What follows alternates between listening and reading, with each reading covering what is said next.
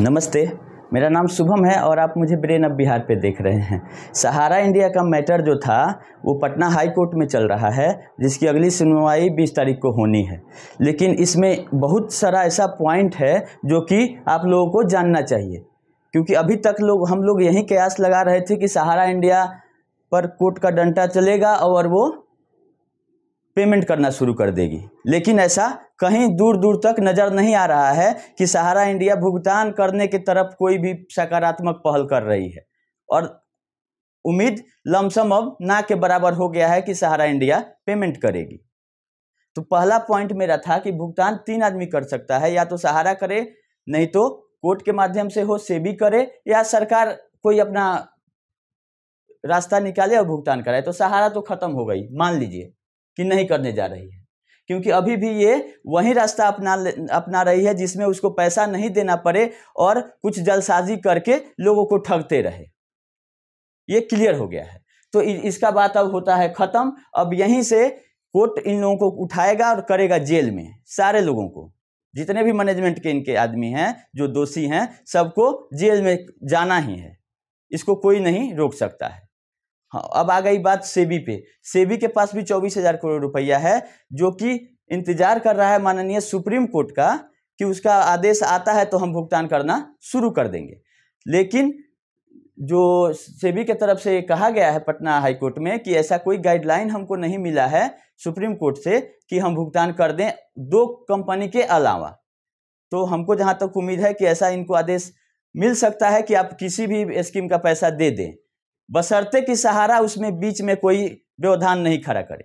क्योंकि सहारा का मकसद ये भी है कि अगर हम भुगतान नहीं कर रहे हैं तो सेबी का भी पैसा डायरेक्ट इन्वेस्टर तक नहीं जाए। इसमें वो बीच में खड़ा हो जाएगी कि केवल हमारा 2,000 करोड़ रुपया ही सोसाइटी का सेबी के पास है, बाकी जो पैसा है वो मेरा अपना है। और जब भी सहारा बात करती है पैसा वापस लेने का सेबी से, तो वो ये नहीं बोलती है कि आप पैसा पब्लिक को दे दीजिए, जो इन्वेस्टर है उनको दे दीजिए, पैसा हमको दे दीजिए। और इतना दिन में अभी तक कभी नहीं कहा था सहारा ने कि 2,000 करोड़ रुपया ही सेबी में जमा है सोसाइटी का, और 90% लायबिलिटी अभी जो भी है सहारा इंडिया का वो सोसाइटी सबका है। 300 सोसाइटी है अभी जिसका लायबिलिटी है, और उसमें मात्र 2,000 करोड़ रुपया सेबी के पास जमा है। इनडायरेक्टली तो है सब सोसाइटी का ही पैसा, क्योंकि सोर्स कोर्ट तो पूछेगा कि जो जमा किए पैसा उसका सोर्स क्या था। जो 16,000 करोड़ रुपया जमा हुआ, जो ब्याज समेत 24,000 करोड़ हुआ है, तो सोर्स पता किया जाएगा तो वो इनडायरेक्टली सोसाइटी का ही पैसा गया हुआ है। लेकिन सहारा का नजर इस पे है कि 2,000 करोड़ उसमें से हम भुगतान करवा दें पार्टी को, और 14,000 करोड़ का जो ब्याज समेत 20-21,000 करोड़ रुपया हुआ वो मेरे पॉकेट में आ जाए, इन्वेस्टर तक नहीं पहुंचे। लेकिन ऐसा नहीं होगा, इसीलिए सेबी ने रोक के रखा है कि जब हम पैसा देंगे तो इन्वेस्टर को देंगे, सहारा के अकाउंट में नहीं देंगे। या सहारा अगर इतना ही अच्छे से काम अपना करना चाहती है तो सेबी को बोले कि किसी भी स्कीम में हो पैसा आप दे दीजिए, हमको कोई आपत्ति नहीं है। लेकिन ऐसा नहीं करेगी। ये हो गया 2 बात। तीसरा है कि कोर्ट में जो केस चल रहा है पटना हाई कोर्ट में, इसमें सहारा इंडिया स्टार्टिंग में पार्टी नहीं थी। ये छोटे छोटे 1-2 जो कंपनीज थी जिन पे केस हुआ था, FIR हुआ था 2016 में, जिसका केस हाई कोर्ट में आया। बाद में तो हाई कोर्ट ने भी कितना अच्छे तरीके से सबको कटघरे में खड़ा किया है। 1 नंबर में बिहार सरकार, 2 नंबर में RBI, फिर आपका इंस्टीट्यूशनल फाइनेंस के जो सेक्रेटरी हैं उनको, फिर सेबी, फिर सहारा। कहीं से भी सहारा के ऊपर अभी भुगतान करने पर कोर्ट अभी गया ही नहीं है। अभी तो इन लोगों को पहले फटकार लगा रहा है कि इतना दिन से आप लोग क्या कर रहे थे बैठ के। बात सही है, क्योंकि कोई भी इंस्टीट्यूशन अगर डिपॉजिट करती है तो उसके लिए बिहार में एक एक्ट है कि डिपॉजिटर्स का इंटरेस्ट सुरक्षित रखने के लिए एक एक्ट है, protection of interest of depositor 2002 से ही चल रहा है कि आप कहीं से भी लाइसेंस नहीं लिए हैं, उसके बाद भी अगर जमा करा रहे हैं पब्लिक का पैसा बिहार में, तो उस पर यह कानून लागू होता है। और इस कानून में प्रावधान है कि जो भी ब्रांच चल रहा है उसको रिटर्न में बताना है DM को इसके कंपेटेंट अथॉरिटी डिस्ट्रिक्ट मजिस्ट्रेट हुए, जो कि हर एक जिला में अपने क्षेत्र के ब्रांच या जो कोई भी कंपनी चल रही है उसकी जानकारी उनके पास पहुंचना चाहिए कि कौन कौन सा कंपनी चल रहा है। तो कोर्ट का कहना ये है कि आप बताइए कि अभी तक कितना आप एक्शन लिए और कितना संस्थाएं, कितने ब्रांच आपके यहाँ चल रहे हैं, इसकी जानकारी आपको है भी कि नहीं, क्योंकि ये फर्जीवाड़ा हुआ कैसे। अगर सहारा इंडिया में पैसा डूबता है तो केवल इन्वेस्टर का गलती नहीं है। सरकार क्या कर रही थी?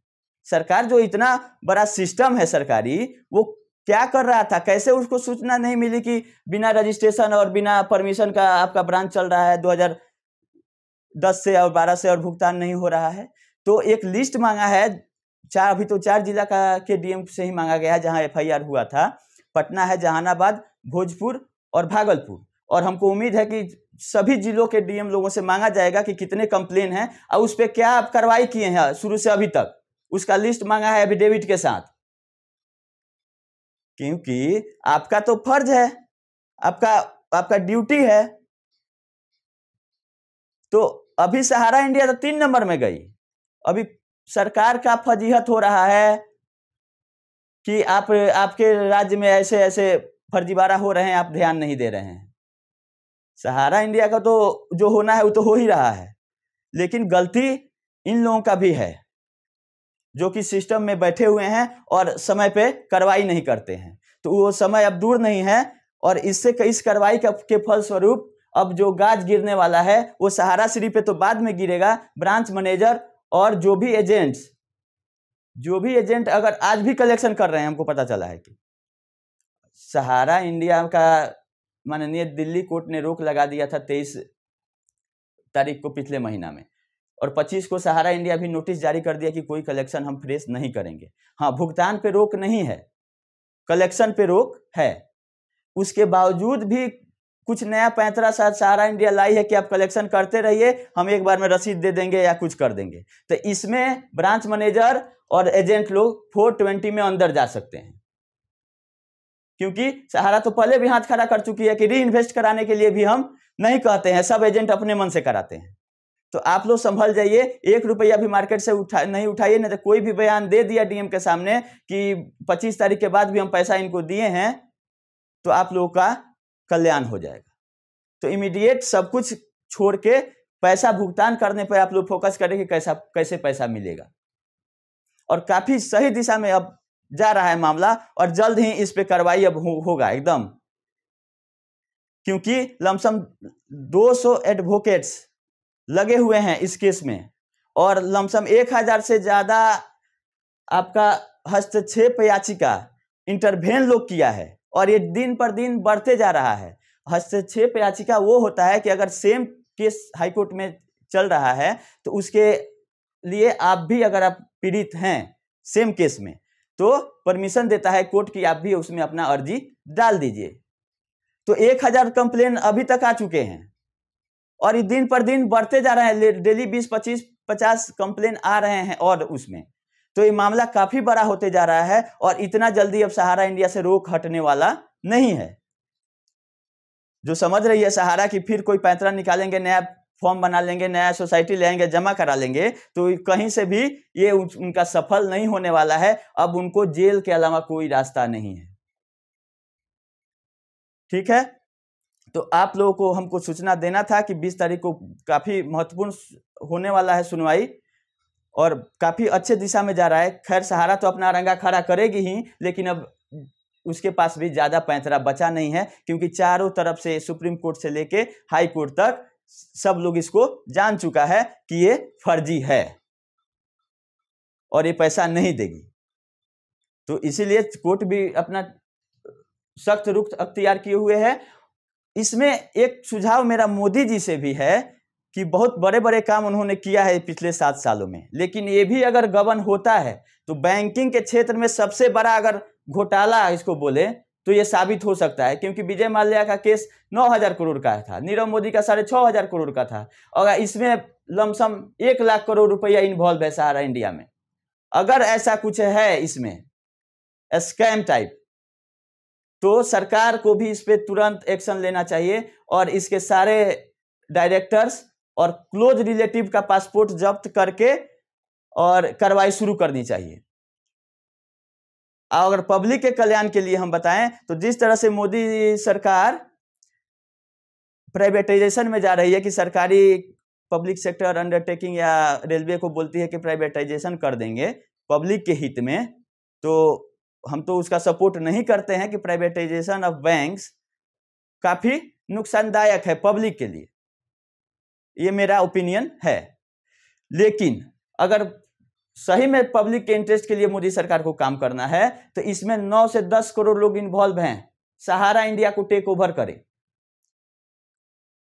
जब सहारा इंडिया बोल रही है कि मेरा 2.5 लाख करोड़ का संपत्ति है और 1 लाख करोड़ की लायबिलिटी है, तो इसकी जांच कराए, सरकारी वैल्यूअर से करा ले कि कितना का संपत्ति आ रहा है।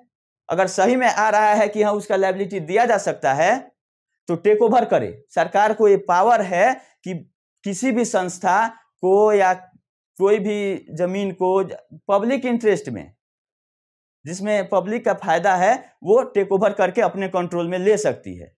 हाँ, उसको उसका भुगतान करना रहता है कि उसका वैल्यूएशन करा ले कि हाँ आपको कितना पैसा इस कंपनी का मिलेगा। अब पैसा क्या मिलेगा, लायबिलिटी केवल आप सेटअप कर दीजिए, उस पैसा देने लायक तो है नहीं सहारा। आप केवल टेक ओवर कर लीजिए कंपनी को और अपने स्तर से, जैसे LIC ऑफ इंडिया चला रहे हैं पब्लिक सेक्टर, उसी तरह से आप सहारा इंडिया को भी चला सकते हैं, जिससे कि सारे लोगों का पैसा भी मिल जाएगा और बेरोजगारी का जो दौर है इसमें कम से कम 10-20 लाख रोजगार जिंदा रह जाएगा, क्योंकि सहारा के बस का अब नहीं है। और सरकार ये कर सकती है, क्योंकि जैसे बोलते हैं ना कि जबरदस्ती, तो सरकार को ये पावर है कि कोई बिल इंट्रोड्यूस करे संसद में, बिल या ऑर्डिनेंस करे, इंट्रोड्यूस, अध्यादेश लाए डायरेक्ट कि हम इसको टेक ओवर कर रहे हैं और सारा कंट्रोलिंग पावर सरकार के पास रहेगा। क्योंकि इससे ज्यादा आपदा नहीं हो सकता है, क्योंकि कोरोना में भी 4.5 करोड़ के आसपास लोग प्रभावित हुए थे और सहारा इंडिया में 9 से 10 करोड़ लोग प्रभावित हैं। इससे ज्यादा पब्लिक इंटरेस्ट क्या हो सकता है। और विपक्ष को भी हम बोलना चाह रहे हैं कि वो हर एक मुद्दा पर सरकार का भी खिलाफत करती है, करे, कोई अच्छा बात है, लेकिन इस मुद्दा पे सरकार का सपोर्ट करना चाहिए और करेंगे भी कि सहारा इंडिया को आप पब्लिक सेक्टर में ले आइए। क्योंकि ये कोर्ट का जो चक्कर है वो तो चलते रहेगा और इसमें काफी लोग तब तक बर्बाद हो चुके रहेंगे। कोर्ट अपना काम कर रही है, लेकिन इसमें काफी समय लगने वाला है और पूरा खंड भंड हो जाएगा सिस्टम, क्योंकि ये किसी एक राज्य की बात नहीं है, पूरे देश में ये है। तो मेरा यही आग्रह है मोदी जी से कि सहारा इंडिया के लिए कोई बिल लाएं या कहीं और कुछ नियम कानून से इसको अपने कंट्रोल में ले सकते हैं तो ले लें और इतने लोगों का कल्याण करें, क्योंकि लोग अब तंग आ चुके हैं और पानी सर के ऊपर जा रहा है और सहारा इंडिया के बस का अब केस नहीं रहा, क्योंकि अभी भी ये वही कर रही है जो पिछले 10-15 साल से करते आ रही है। तो आप लोग से मेरा रिक्वेस्ट है कि मेरे वीडियो को शेयर करें ताकि काफ़ी लोगों तक ये वीडियो पहुंचे, और सरकार से भी हम रिक्वेस्ट करेंगे कि ऐसा कुछ कीजिए जिससे कि इतने लोगों का कल्याण हो जाए और पैसा मिल जाए। धन्यवाद।